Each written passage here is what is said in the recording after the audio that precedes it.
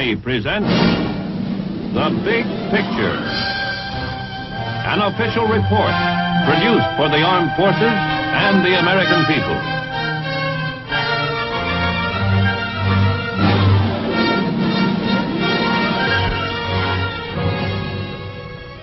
Today, our Big Picture camera takes us to our nation's capital for a visit with Sergeant Stuart Queen at the National Press Club.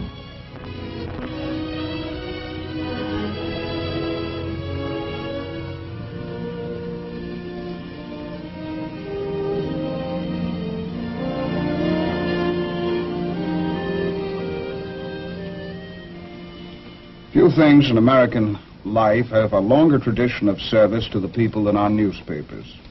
Since long before the Revolution, they have covered the growth and, well, progress of our nation. They have recorded our mistakes and our successes. They have reflected our grief and our humor. Our forefathers knew that only an informed people could remain free people. It has been the task of newsmen to keep us informed. In the course of gathering information, reporters for generations have followed American wars, moving with their armies at Gettysburg and the Marne, at Normandy and the Busan perimeter. If their stories had a common hero, it was the American soldier. Today, the Big Picture will turn back to what is now history, the summer storm of 1950, the harsh and bitter days of the early fighting in Korea. With me here in the National Press Club to tell part of this story is one of America's most distinguished war correspondents, Jim Lucas of Scripps Howard Newspaper Alliance. Hello, Stu. It's been a long time. Yes, it has, Jim. As I remember, we met for the first time over in Korea at the 8th Army Press Billets. That's right. That was the summer of 1950. And that was a reporter's nightmare. It was a nightmare for all of us. Actually, no better nor no worse than I'd expected. Why? Well, I'd covered enough of the fighting in the Pacific in World War II to be prepared for just about anything. Of course, in Korea, there was this one very real difference. In the Pacific War, when I covered that one, we were winning. In Korea, we weren't, not initially at least. And that was the hardest thing for the American soldier to accept and to believe. And it was certainly the hardest thing for us to write about. But you did write them, and they did pay off. Jim, as a reporter, would you recount some of the events that led up to that nightmare? Some of the things that kept stacking up against the American soldier, making it just a little bit more difficult for him? Well, to do that, Sergeant, you've got to go back to World War II. We came out of that war believing, as we did at the end of World War I, that we'd fought the last great war, that we'd restored democracy to the world.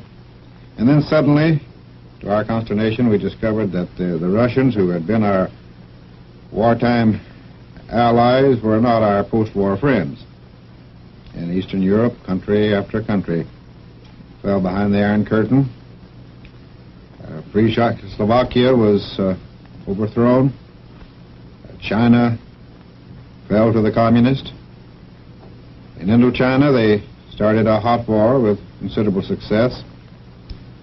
They tried to choke us out of Berlin, and fortunately our airlift prevented that. But aside from a few Cold War victories, which certainly we don't underestimate, like our foreign aid programs and the success of the Berlin airlift, the communists had things pretty much their own way.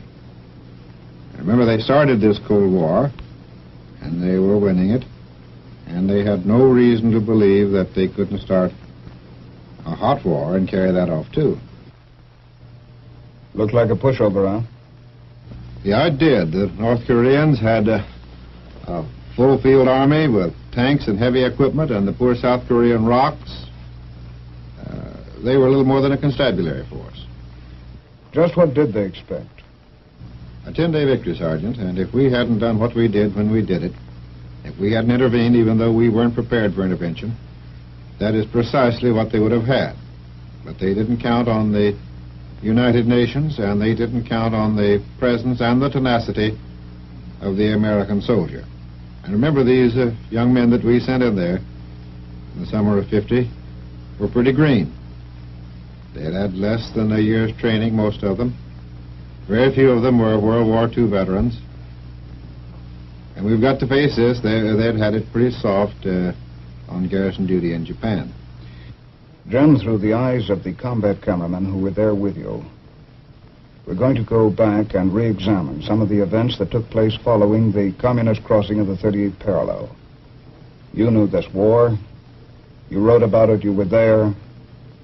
Let's go back to that fateful summer of 1950. Korea.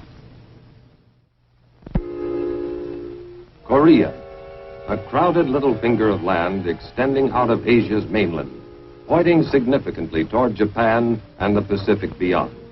A nation not much larger than our state of Minnesota, but acre for acre, one of the most violently mountainous areas on Earth.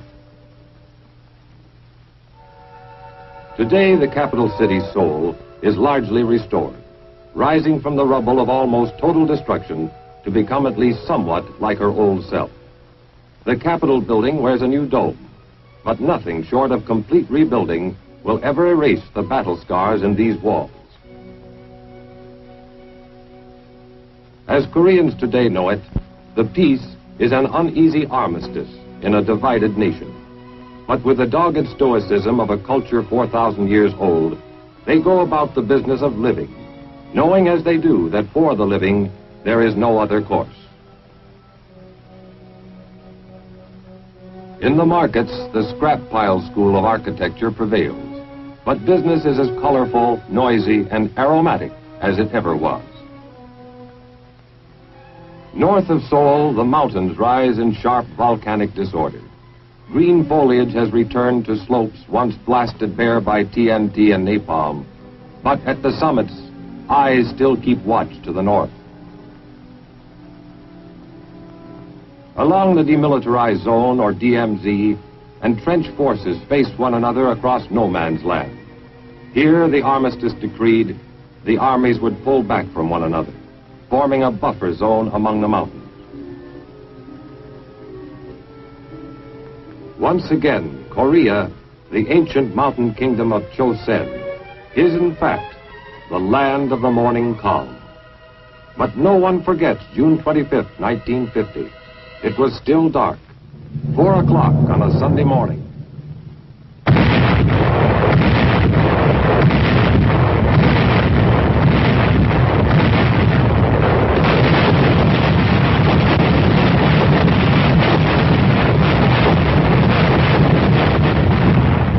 South Korean villages awoke to a world suddenly filled with noise and plague.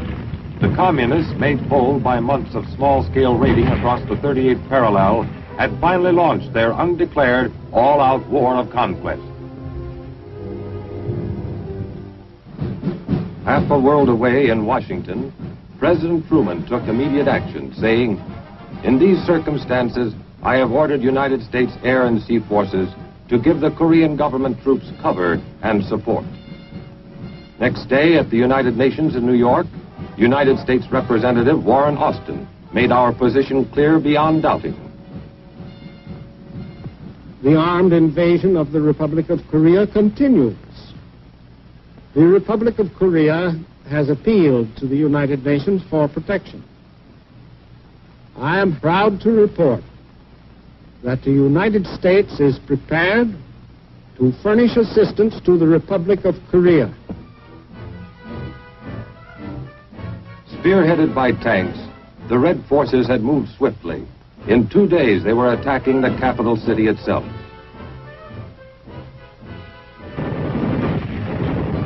Seoul fell the next day, June 28th.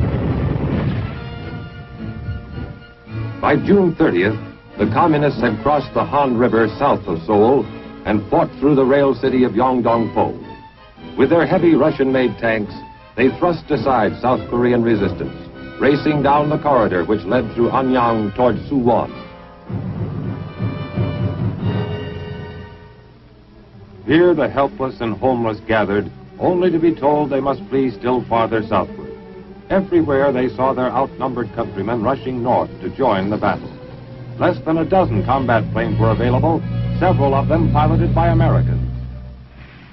The Korean-American Volunteer Group. What little you could do with only 10 aircraft, we did.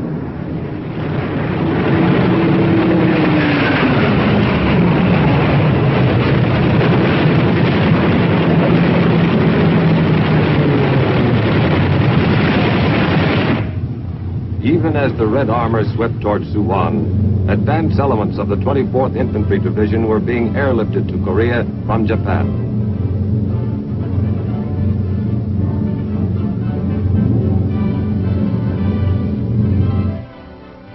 Their coming was known to the people. They were welcomed with cheering. 4 days later, they met the enemy south of Osan, and the cheering was forgotten. Man, I was scared. I didn't know it was going to be like that.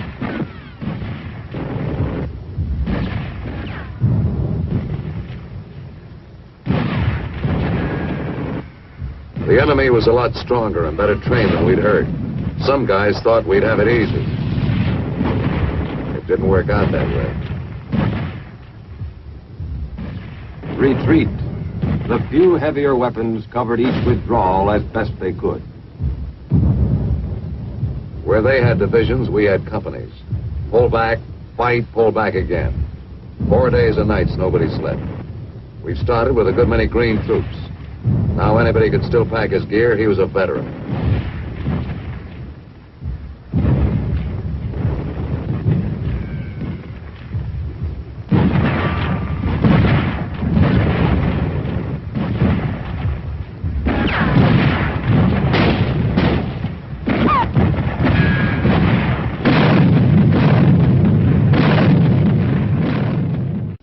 Help was on the way. In Pusan to the south, more 24th Division troops and equipment were arriving by ship. Not enough. Not nearly enough. But it was a start.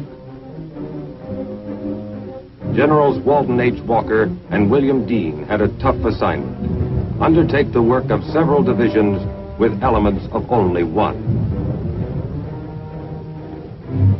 One day I looked up and there they was. Man, if I said those fresh troops looked good, I'd be lying. They were beautiful. Not only just troops, but trucks with more heavy stuff. And tanks.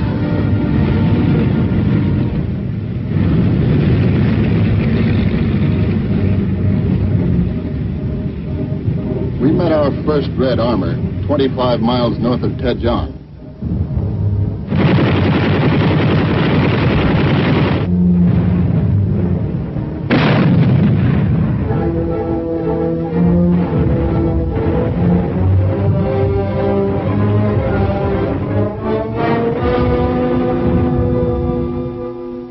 July 13th, Yokota Air Base, Japan. Our first large-scale bombing attack is mounted as more than 50 B-29s take off. The target, Wonsan, key North Korean port city. We wondered how much ack-ack there'd be. There wasn't any at all.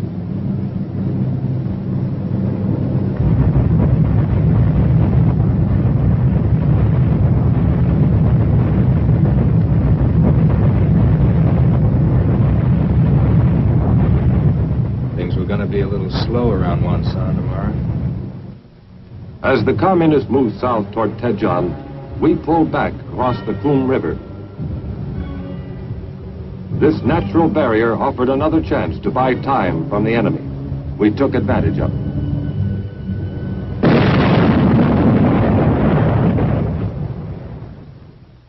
The Air Force was playing a leading role in our attempt to delay the communist advance. Lacking bases in Korea, F-80 jets adapted oversized wing tanks for the long flight across the Sea of Japan. Angel 5 to Dofut, over. Dofut to Angel 5, request fire on enemy column due north, your position. Angel 5 to Dofut, receive your transmission. We'll proceed, over. Dofut to Angel 5. Good luck.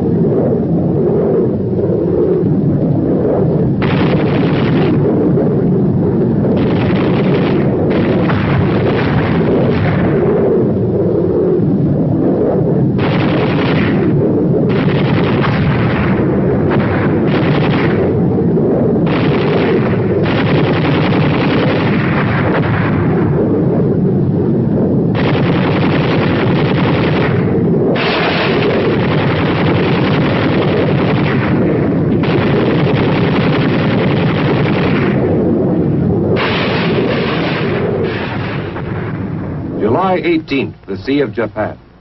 A Navy task force approaches the east coast of Korea. Destination, Pohang. Mission, to land the men and machines of the 1st Cavalry Division. The Korean battle line was moving rapidly on all fronts. Only on arrival were the troops informed that the landing would be unopposed. The division's 27,000 men started ashore. Psychology says how you're supposed to feel sort of disappointed. Expect to fight and then don't have to. Maybe so. I wasn't disappointed. On July 20th, the Reds reached Daejeon. 24th Division troops led by General Dean were to hold as long as possible. There was something fishy about Daejeon. I mean, they threw in a little artillery and then we waited. Nothing. Nobody. Then wham! They were all over the place.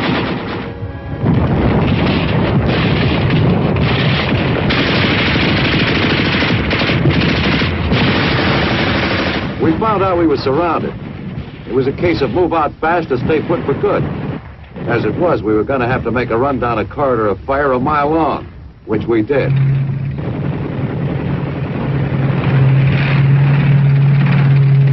We had bought more time, but Daejeon was gone, and with her, General Dean. We traded time for space. 2 weeks for the land between Daejeon and the Naktong River. From behind the wide, deep waters of the Naktong, we could test our growing strength.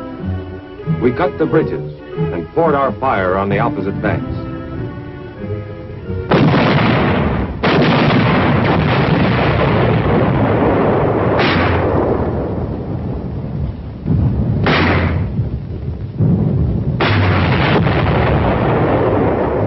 Daily communist attacks probed up and down the length of the line, searching for an opening. Daily we leveled upon those attacks all the firepower at our command. The line held. In the north and eastern sectors, ROK troops had recovered from the first shattering blows they had taken. They would retreat no more. Where tanks are concerned, Korea is no place to have a war. There's only 2 directions, up the hill and down the hill. And that perpendicular terrain puts armor in a straitjacket. Still, you do what you can. With a little added elevation, a tank's rifle can be darn good artillery. We found a way to get that extra elevation. It worked fine.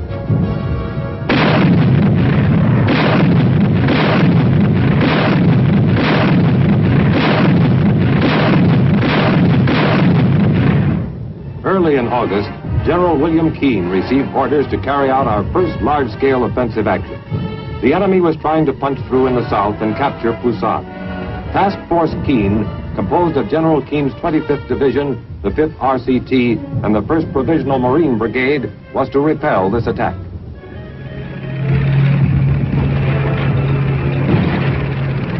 It was the 6th of August. I remember because that's my birthday. Also, it's the first time I ever got shot at. I remember thinking to myself, happy birthday, Charlie.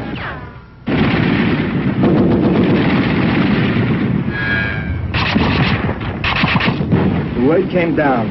Time to move again. We had to get to high ground instead of a base of fire.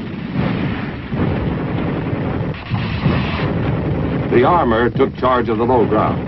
And from the ridge line, sparked by the Marine Brigade, foot soldiers unleashed their fire. Methodical, concentrated, deadly.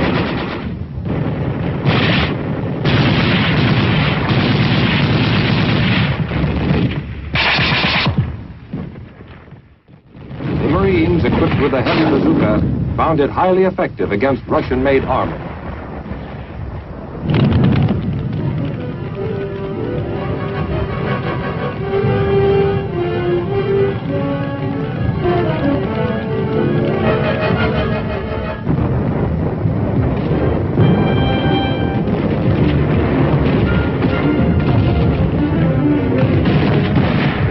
Beyond, Marines and soldiers faced a dirty, dangerous task: to clear the area of Red snipers and stragglers. For veterans of the Pacific, the action was painfully familiar. Like the Japanese, the small-bodied North Korean soldier had a talent for hiding behind a bush no larger than you might grow in a window box.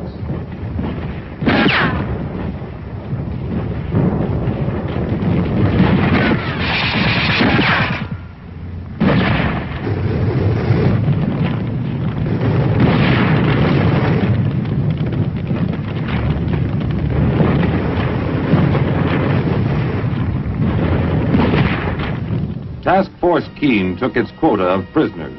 Many had shed their uniforms, hoping to escape in the white civilian clothes worn underneath.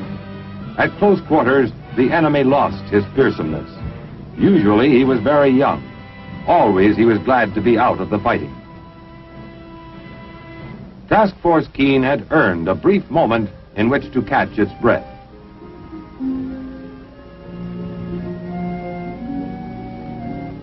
Pusan Harbor, August 29th. The first non-American troops to join the UN forces in Korea arrived from Hong Kong. 2 battalions from the Argyle and Sutherland Highlanders and the Middlesex Regiment. Tell the strike truth, we was happy to reach Korea. The past 6 months we'd been sweltering in Hong Kong. And it's so bloomin' hot we were scared to dig a hole for fear we'd bust right through into hell. At least over here we'd be cool enough so as a man could enjoy his blinking tea time. September 1st. An all-out red offensive across the Nakhtong tightens our circle of defense. The siege of the Pusan perimeter is on. In the Sea of Japan, Task Force 77 carriers speed up their operations.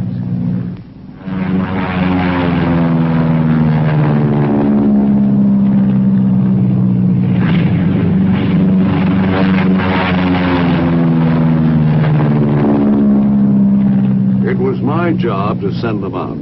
Every available aircraft, every usable minute of every day. Our enemy had long, vulnerable supply lines now. Without adequate stocks of ammunition and fuel, his strength would fail. With luck, we'd make sure.